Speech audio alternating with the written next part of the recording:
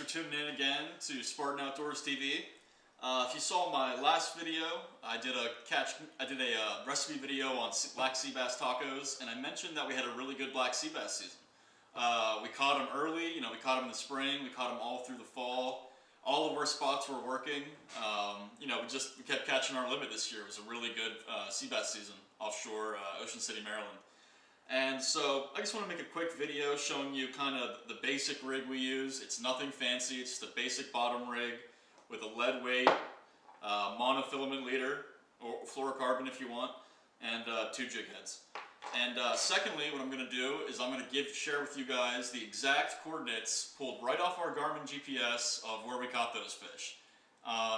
It's typically taboo, right? Like fishermen don't share their fishing spots, their locations. It's really hard for a new guy who just bought a boat to go offshore and catch some fish. You might have coordinates to like a big patch of reef, but it's really important to find that structure, find those pieces of rock and reef and coral where the fish are holding. And so I'm going to show you, the exact coordinates right off my Garmin GPS of where we catch sea bass off of Ocean City, Maryland. Stay tuned.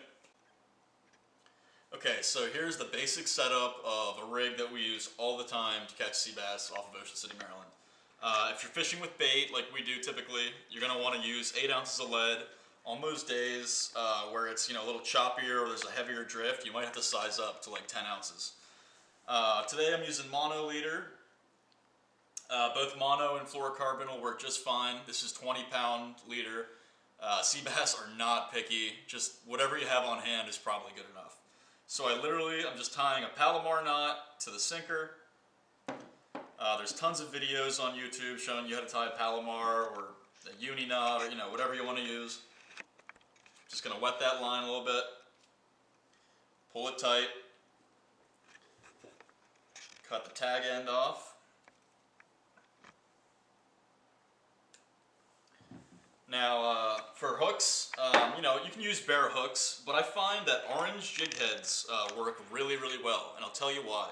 Especially with the reefs off Ocean City, these sea bass are often feeding on white-legger crabs. And if you've never seen a white-legger crab, I'll throw that picture in now, especially the larger sea bass. So like when you catch a big sea bass and you pull it up, they'll often spit up what they've eaten. Could be sand eels, could be small minnows, but often it's white-legger crabs, and they're orange and white. And so this orange and white presentation kind of mirrors that, and it's a really, really attractive bait, and we tend to catch bigger fish when using orange. So, maybe 6 to 8 inches up from the sinker, I'm going to make 1 dropper loop, the first one. There's tons of videos again on YouTube to make a dropper loop. And then I'll go another 10 inches or so right here to make my second dropper loop.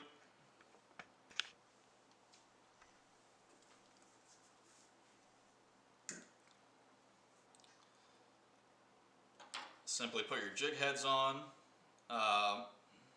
Sometimes if I'm looking to catch bigger fish, like if I'm catching a lot of throwbacks, like 10 inches or 11 inches or something right on the edge of legal, I will switch the bottom jig to a larger bucktail, maybe about 1 ounce. I find that larger presentation will draw in the bigger fish and kind of slow down those smaller bites that are, wasting your time and stealing your bait. And you just want to take another couple feet out on your leader. Cut that here. And there's your basic sea bass rig. We've got our 8 ounce lead on the bottom. We've got our 2 orange jig heads mimicking those white-legger crabs that they're feeding on down there on most of the reefs outside of Ocean City. So in terms of bait, again, sea bass are not picky. We use anything from sand fleas, squid, just basic squid works. Clam works great, salted sea clam. We've caught them on minnows, we've caught them on gulp. It really doesn't matter too much. Just make sure there's plenty of bait on your hook and that the hook is exposed, the point of the hook. I hope you found this helpful, and now we're going to go into I'm going to show you guys the coordinates of where I caught these fish. Okay, so I'm going to have 2 different pairs of coordinates for you guys, 4 total, and each pair is located near each other, if that makes sense. So this is the first set, 137 and 117, located about 22 miles off of Ocean City. It's on the patch of ground known as the Great Eastern Reef, but obviously, it's still important to find structure on that reef, and these two spots have good structure that have held fish in the past for many years. I can't tell you how many times we've started here and caught 10 or 15 or even 20 fish right off the bat. This is located, like I said, about 22 miles. It's 120 feet deep, and it's usually holding a pretty decent size quality of black sea bass.